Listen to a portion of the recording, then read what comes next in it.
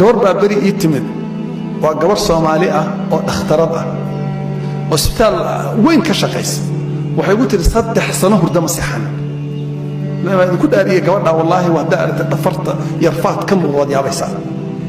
waxay tahay hadii maanta kiniin la siiyo on caawa 2 saac 3 saac socda hameeyda way iga tagaysaa marka xogaa quraan baan ku akhrinay wakaasa waxaan ku yiri marka hudadu ka tagtay maxaa samaysaa waxay tahay TV-ga iska korfaysaa wax kale oo sameey ma garanay waxaan ku yiri caawa marka guriga tagtid intaad shahaaga marka tukatid oo aad hurdo isu diyaarisid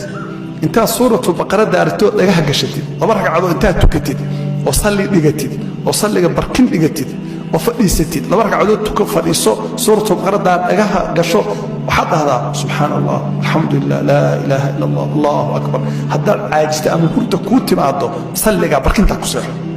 wallahi gabadhi hameenkii baa ugu dambeysay ka war hameenkii